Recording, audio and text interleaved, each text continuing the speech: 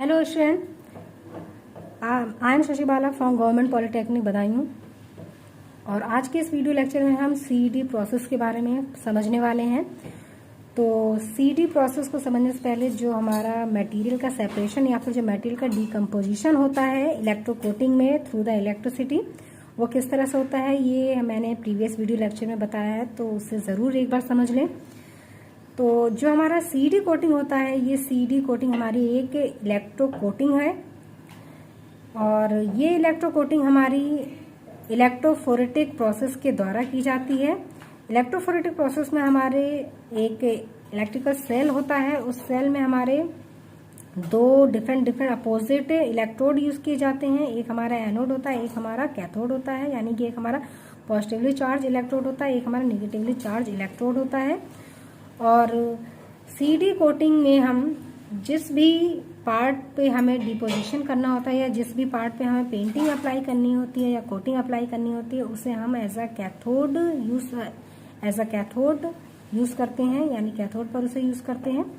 तो CED process में किस तरह से ओवरऑल हमारा प्रोसेस होता है, तो देखिए जो सीईडी प्रोसेस होता है उसमें हमारे 4 मेन स्टेप्स इंक्लूड होते हैं। फर्स्ट हमारा प्री हीटिंग, सेकंड हमारा इलेक्ट्रो कोटिंग, थर्ड हमारा रिंसिंग और लास्ट हमारा बेकिंग। तो इलेक्ट्रो कोटिंग जैसा अभी मैंने आपको बताया, तो इसे एक बार और हम समझ लेते हैं।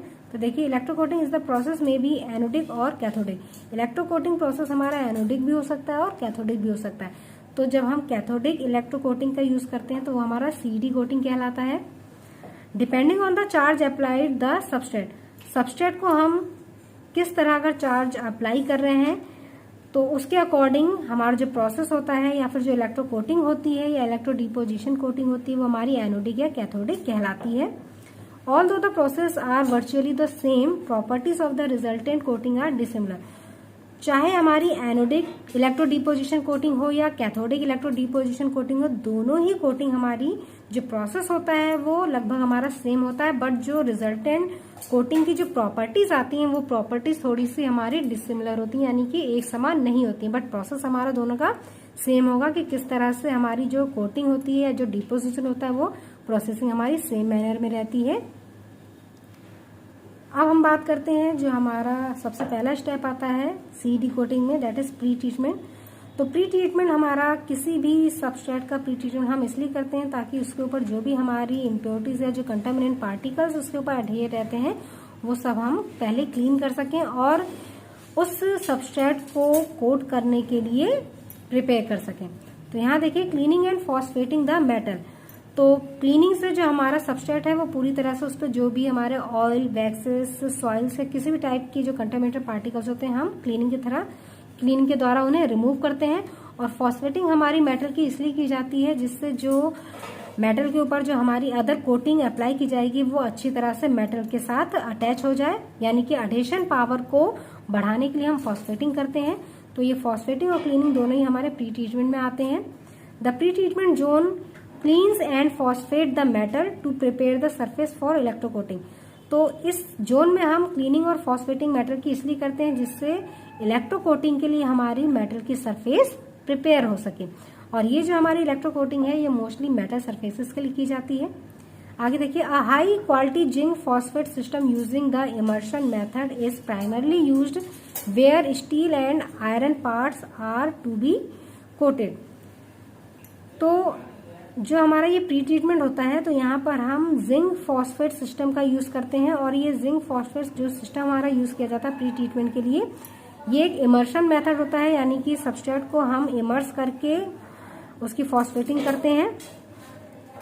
और यहाँ पर स्टील और आयरन पार्ट को जब हमें कोट करना होता है तो हम स्टील और आयरन पार्ट्स की कोटिंग के लिए जिंक फॉस्फेट सिस्टम को यूज करते हैं फॉस्फेटिंग प्रोसेस के लिए।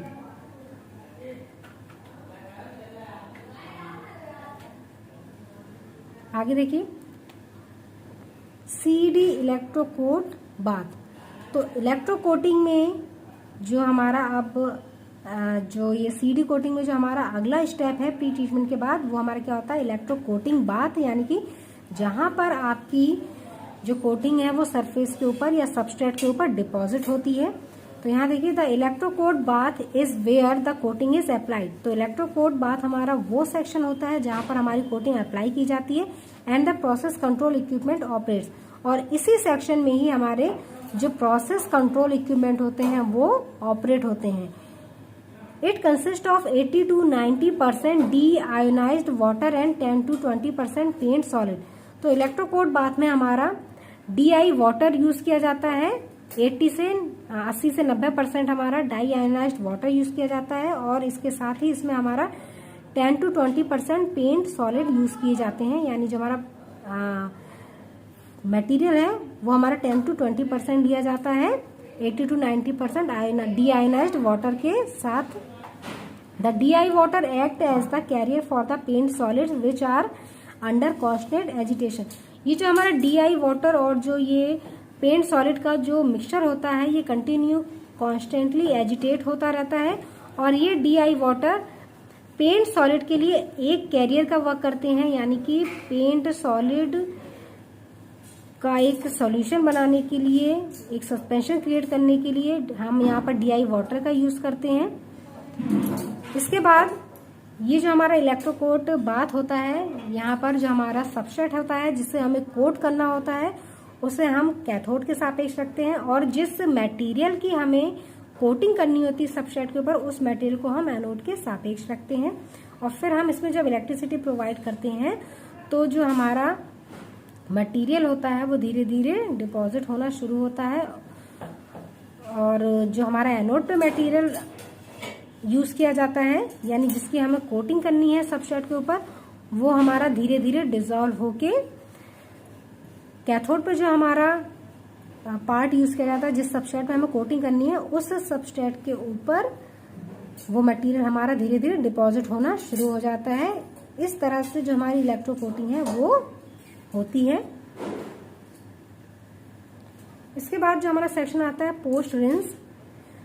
तो रिंजिंग में हमारी, अगर हम वन वे में बात करें तो रिंजिंग में जैसे ही इलेक्ट्रोकोट बाथ से हमारा मटेरियल बाहर आता है, जो हमारी सबस्ट्रेट है जब वो डिजायर्ड थिकनेस तक हो जाती है, तो जब हमें कोटिंग की डिजायर्ड थिकनेस प्राप्त हो जाती है तो हम मटेरियल जो सबस्ट्रेट होता है हम उसे बाथ से बाहर निकाल लेते हैं और फिर उसकी रिंजिंग करते हैं।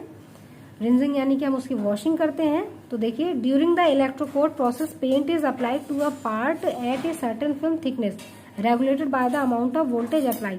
तो ये जो हमें पेंट की थिकनेस प्राप्त होती है या फिल्म की जो थिकनेस प्रोवाइड होती है सबस्ट्रेट के ऊपर, तो ये थिकनेस हमारी अकॉर्डिंग टू वोल्टेज अप्लाइड प्राप्त होती है। यानी कि जितना आप वोल्टेज, जिस तरह से वोल्टेज को अप्लाई करेंगे, जितने अमाउंट में वोल्टेज को अप्लाई करेंगे उसी के अकॉर्डिंग जो हमारी थिकनेस है वो प्राप्त होगी मटेरियल की, क्योंकि उसी के अकॉर्डिंग ही जो चार्ज पार्टिकल है वो सरफेस के ऊपर डिपॉजिट होना शुरू होते हैं। Once the coating reaches the desired film thickness the part insulated and the coating process slow down. तो जैसे ही हमें कोटिंग की डिजायर्ड फिल्म थिकनेस प्रोवाइड हो जाती है तो हम पार्ट को इलेक्ट्रोकोट बाथ से इंसुलेट कर लेते हैं, अलग कर लेते हैं, और जो कोटिंग प्रोसेस है उसे हम स्लो डाउन कर देते हैं। यानी कि वोल्टेज हमारा बहुत कम हो जाता है और प्रोसेस हमारा स्लो डाउन होना शुरू हो जाता है। जैसे ही पार्ट हमारा बाथ से एग्जिस्ट करता है तो आपने देखा होगा कि कुछ हमारे पेंट सॉलिड के पार्ट सरफेस के ऊपर इधर उधर अननेसेसरी एरिया में स्टिक हो जाते हैं। तो उन्हें रिमूव करने के लिए हम, या फिर ये कहते हैं कि जो हमारा excess amount of paint surface पे या जो सॉलिड मटेरियल हमारा जो पेंट में यूज होता है, तो वो जो सॉलिड कंपोनेंट जो हमारे सरफेस के ऊपर अडेयर हो जाते हैं तो उसे रिमूव करने के लिए हम रिंस ऑफ करते हैं, यानी कि वॉशिंग करते हैं, जिससे हमारी इफिशिएंसी मेंटेन रहती है। और जो हमारे एक्सेस पेंट सॉलिड जो सरफेस के ऊपर स्टिक हो जाते हैं वो हमारे दोबारा से बाथ में वापस चले जाते हैं, जिससे हमारी 95% इफिशिएंसी बाथ की बनी रहती है। और ये जो एक्सेस पेंट सॉलिड हमारे सरफेस के ऊपर अडेयर होते हैं इन्हें हम ड्रैग आउट या फिर क्रीम कोट कहते हैं। इसके बाद हमारा नेक्स्ट सेक्शन आता है बेकिंग ओवन। तो रिंजिंग करने के बाद हम सबस्ट्रेट की बेकिंग करते हैं, क्यूरिंग करते हैं। After existing the post rinse part send to the bake oven which cross links and cures the paint film to assure maximum performance properties। तो सबस्ट्रेट की परफॉर्मेंस प्रॉपर्टीज को अच्छा करने के लिए हम सबस्ट्रेट को बेक ओवन में बेक करते हैं, जिससे जो हमारा जो फिल्म या जो कोटिंग सरफेस के ऊपर फॉर्म होती है वो पूरी तरह से क्रॉस लिंक्ड हो जाती है और सॉलिड में कन्वर्ट हो जाती है, और जो हमारी पेंट फिल्म है वो क्योर्स भी हो जाती है, अच्छी तरह से ड्राई हो जाती है, जिससे उसकी जो परफॉर्मेंस प्रॉपर्टीज हैं वो हमारी बढ़ जाती हैं। The minimum bake schedule is 20 minute with the part temperature at 375 degree Fahrenheit. तो जो हमारा बेकिंग शेड्यूल होता है वो 20 मिनट का होता है जब हमारी टेम्परेचर रेंज कितनी हो 375 डिग्री फ़ारेनहाइट होती है। तो उस टेम्परेचर पे जो शेड्यूल होगा वो हमारा कितना होगा 20 मिनट हम बेकिंग करते हैं। आगे बात हम करते हैं CD कोटिंग के बेनिफिट्स के बारे में। तो CD कोटिंग के थ्रू हमें highest level of rust resistance provide होती है। तो CD कोटिंग का मेन यूज हम इसीलिए करते हैं क्योंकि हमें हाई कोरोजन प्रोटेक्शन प्रोवाइड करता है और रस्ट रेजिस्टेंस प्रोवाइड करता है, इसलिए हम CD कोटिंग का यूज करते हैं। Allows coating of highly richest area, और जो हमारे रिसेस्ड एरिया होते हैं, कॉर्नर्स होते हैं या क्रैटर्स होते हैं, उसमें ये जो मटेरियल होता है CD कोटिंग के थ्रू हमारा बहुत अच्छी तरह से डिपॉजिट हो जाता है रिसेस्ड एरियाज में। नेक्स्ट हमारा benefit provide ability to coat complex shapes with unmatched preciseness. CD coating के थ्रू हमारे जो कॉम्प्लेक्स शेप्स के मटेरियल होते हैं, ऑब्जेक्ट होते हैं, उन्हें भी हम बहुत अच्छी तरह से कोट कर सकते हैं, बट यहाँ पर जो हमें प्रिसाइजनेस मिलती है वो हमारी अनमैच्ड होती है। Transfer efficiency of over 95%, reduced paint wastage. Transfer efficiency CD coating के थ्रू हमें 95% तक प्रोवाइड होती है, और यहाँ पर जो पेंट का वेस्टेज होता है बहुत कम होता है क्योंकि जो भी मटेरियल होता है वो वापस हमारा इलेक्ट्रोकोट बाथ में वापस चला जाता है। CD paint does not sag during curing. तो जब हम बेकिंग करते हैं सबस्ट्रेट की तो CD कोटिंग के थ्रू हमें एक जो सैग हैं वो फॉर्म नहीं होते हैं सरफेस के ऊपर, क्योंकि हमें एक इवन थिकनेस ऑलरेडी मिल चुकी होती है, तो क्यूरिंग के टाइम में हमारे सैग प्रोड्यूस नहीं होते हैं। तो ये हमारी CD कोटिंग थी।